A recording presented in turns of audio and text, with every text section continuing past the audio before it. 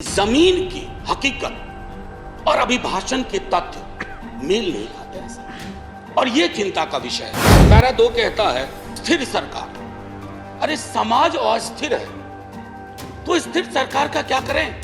उस ऑर्केस्ट्रा में जाकर के हम भी गाना गाएं। समाज में अस्थिरता के लक्षण जहां चले जाइए, क्षेत्रीय आधार पर, धर्म के आधार पर, जातिगत विषमता के आधार पर इतनी अस्थिरता है और हम स्थिर सरकार का महिमा मंडन करें। सर, दिल्ली के दरबार से नॉर्मैलिटी बोलना और कश्मीर में जाकर के उस नॉर्मैलिटी को महसूस करना, इसमें बहुत बड़ा फर्क है। सर, महीनों से वहां बुलडोजर चलाए जा रहे हैं, कहा जा रहा है सरकारी जमीन से अतिक्रमण कर रहा है, लेकिन सर लोगों के घर तोड़े जा रहे हैं बिना नोटिस के। मैं बार बार कहता हूं माननीय सभापति महोदय आपके माध्यम से, सर कश्मीर को जमीन का टुकड़ा ना समझा जाए। जिंदा लोग बसते हैं। जब तक कश्मीरियों का दिल नहीं जीतोगे, कश्मीर का दिल कभी नहीं जीत पाओगे। एक फिल्म थी कभी कभी, उसमें एक शाहिर की बड़ी अच्छी लाइन थी, कभी कभी मेरे दिल में एक ख्याल आता है।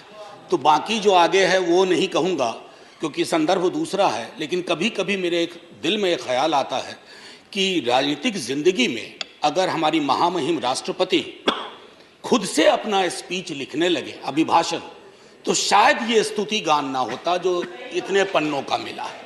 अब ये कब होगा सर? ये हमेशा से होता रहा होगा, लेकिन कई चीजें जो हमेशा से होती रही हैं वो अच्छी हो ये आवश्यक नहीं है। क्यों सर?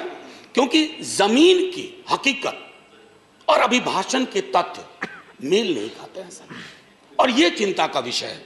मसलन मैं शुरुआत करूं एक छोटी सी चीज से। पैरा 2 कहता है स्थिर सरकार।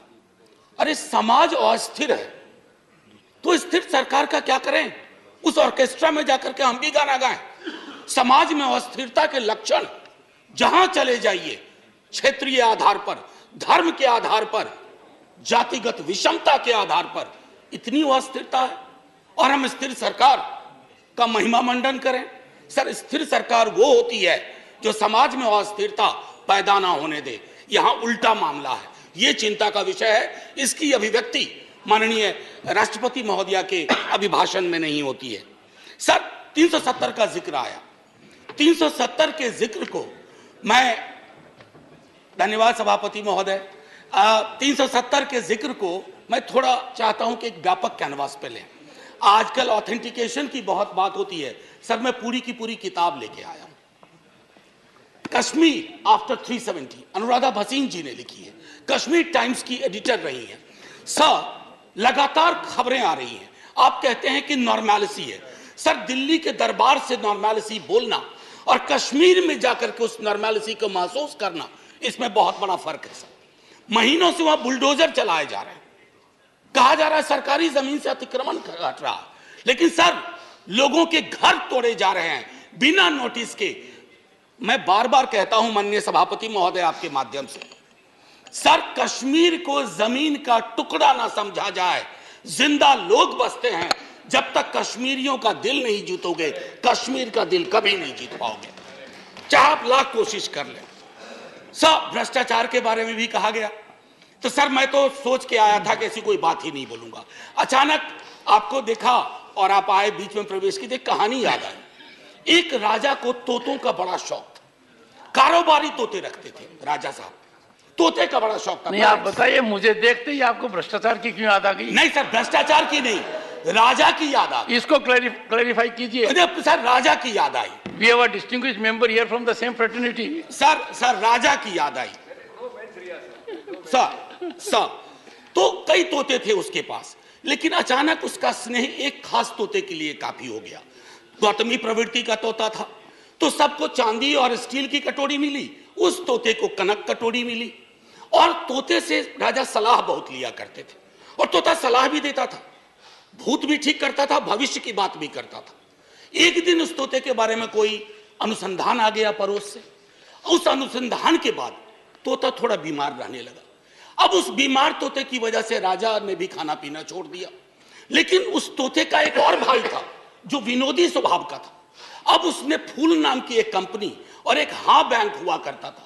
हाँ, बैंक के 48,000 करोड़ उस तोते ने 1303 करोड़ में केमन आइलैंड पे दे दिया, ये प्राचीन काल की बात है सर। तो तोता और राजा की कहानी में पिक्चर अभी बाकी है, शेष अगले अंक में, संभवतः बजट में। सर, राष्ट्रपति के अभिभाषण पर विशुद्ध राजनीतिकरण होता है, राजनीतिकरण होनी भी चाहिए, लेकिन सर 2018 से लेकर अब तक जब अभिभाषण में आप कंटेंट एनालिसिस करो तो 43 बार 2014 का जिक्र होता है। सर, इतना तो 1947 का जिक्र नहीं होता जब हम आजाद हुए थे।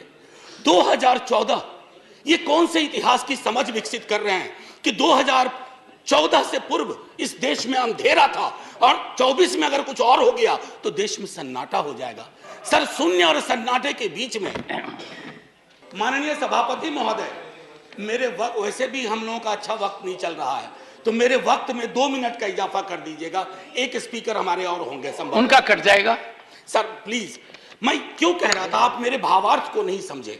2014, सर इतिहास बोध 2014 से नहीं होगा, फिर क्या कहेंगे 47 में। हम पहली आजादी की वर्षगांठ हमने 48 में मनाई थी सर, तब तक बापू को खो चुके थे। हाँ, आज 75वें वर्ष में इस तथाकथित अमृत काल में मैं ये देख रहा हूं कि गांधी की हत्या करने वालों का महिमा मंडन हो जाता है। ये भी है, ये है, इसके लिए 2014 चिंता का विषय था। और कोई नहीं, प्रधानमंत्री डेमोक्रेटिकली इलेक्टेड है, कौन विरोध करेगा।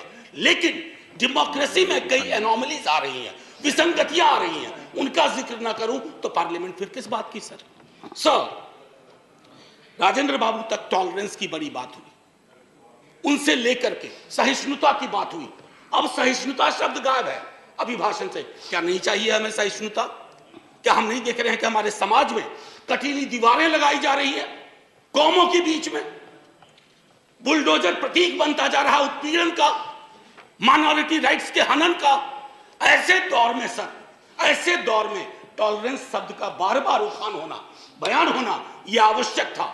टॉलरेंस शब्द को दूर करके you are appearing basically as an intolerant government which is not in the grain of Indian democracy. Agniveer का जिक्र हुआ सर। अग्निवीर, कभी युवाओं से पूछिए कि पूरी जिंदगी जो तुम ये तैयारी कर रहे हो सिर्फ 4 वर्ष के लिए। सर, हम सब, मैं नौकरी में हूं सर, मैं नौकरी में हूं, इसलिए सामाजिक सुरक्षा पेंशन की गारंटी है सर, गारंटी है। ये कौन सा निजाम कर रहे हैं सर इस देश में। मैं जिक्र नहीं करना चाहता हूं कि ये क्या है, ये तो लॉलीपॉप भी नहीं है, ये जहरीला फल है जो समाज में है। कभी उन युवाओं से पूछिएगा कि उनको ये 4 वर्ष वाले आइडिया का वो क्या सोचते हैं। सर, लगातार फॉरेन पॉलिसी पर भी मैं देख रहा हूं अभिभाषण चुप सा होता जा रहा है। फॉरेन पॉलिसी पर बात नहीं होती। सेना की सुप्रीम कमांडर है हमारी राष्ट्रपति जी। सेना के सुप्रीम कमांडर को क्या यह अंदेशा नहीं है कि चाइना के बॉर्डर पर हालात उचित नहीं है। मैं माननीय रक्षा मंत्री के बयानों को सुनता हूं तो चिंता होती है, लेकिन डिनायल है, डिनायल है सरकार की तरफ से। एक पड़ोसी के लिए तो लाल आंख निकाल देते हैं, दूसरे पड़ोसी के नाम पर आप चुप हो जाते हैं। I am a student of political science and history. In 1962 when India was at war with China, we had debated that in this parliament. So national security, definition of national security is not the core prerogative of the ruling party. We are equally concerned. और मैं तो कहूंगा कि तराजू उठा लो ना भाई, आविष्कार करवा लो किसके अंदर कितना पेट्रियोटिज्म है, पता चल जाएगा हकीकत क्या है और फसाना क्या है, अफसाना क्या है। ये मैं कहना चाहता था।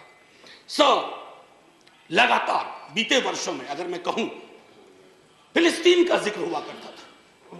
हमारे सारे प्रेसिडेंट वाजपेयी जी के टाइम तक फिलिस्तीन पे चुप हो गए। काहे को?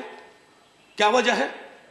क्या हम अपनी विदेश नीति में ये ताकत नहीं पैदा कर सकते कि oppressed community anywhere is will shall have our concern?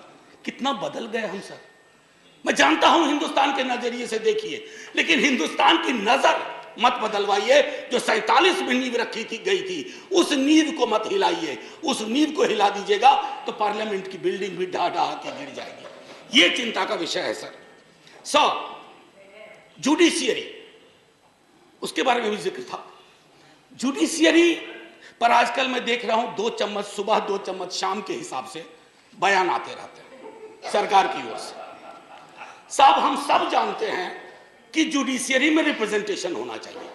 हमारा दल, राष्ट्रीय जनता दल, और हमारे नेता लगातार कहते रहे कि वंचित समाज, SC ST OBC का जब तक प्रतिनिधित्व नहीं होगा, न्यायपालिका और न्यायालय दूर रहेंगे हमसे।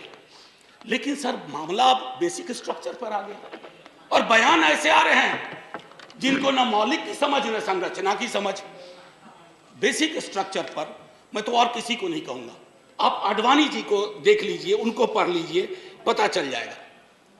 माननीय प्रेसिडेंट साहिबा के बयान में जातिगत बहुत बातें हुई, SC ST OBC।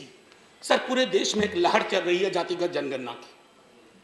आपके भी लोग अब बोलने लगे हैं, सत्ता पक्ष के।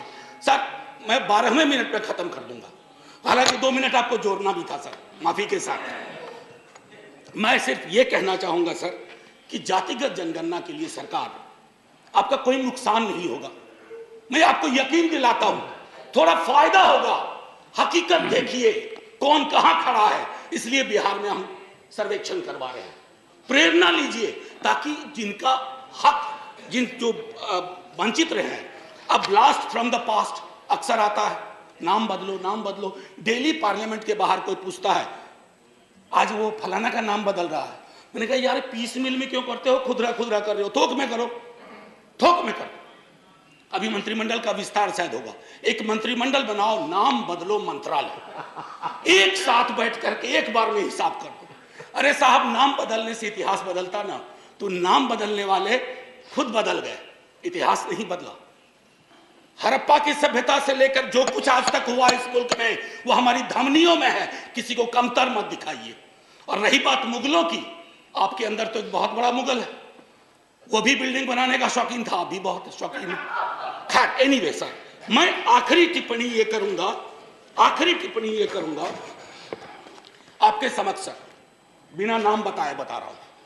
हम सबल केंद्र चाहते हैं, लेकिन केंद्र की सबलता संविधान से आती है, किसी दल के सत्ता पर एक अधिकार से नहीं आती। यदि केंद्र का व्यवहार न्यायपूर्ण नहीं रहा, यदि दलगत आधार पर प्रदेशों के साथ भेदभाव या पक्षपात किया गया, तो प्रदेशों में केंद्र विरोधी भावनाएं जन्म लेंगी। मैं नहीं सर, अटल जी 74 का भाषण। बस सर, आखिरी, कुछ मित्रों ने इसे अनावश्यक कर्मकांड, यानी इस बहस को कर्मकांड का, मुझे तो यह सारा दृश्य प्रहसन सा प्रतीत होता है। राष्ट्रपति का अभिभाषण ही नहीं, इस पर होने वाली यह चर्चा करने वाला यह सदन, यह संसद कुछ अर्थों में बेमानी, व्यर्थ, जनजीवन से कटा हुआ। मैं नहीं, अटल जी, ये हमारे लिए आईना होना चाहिए।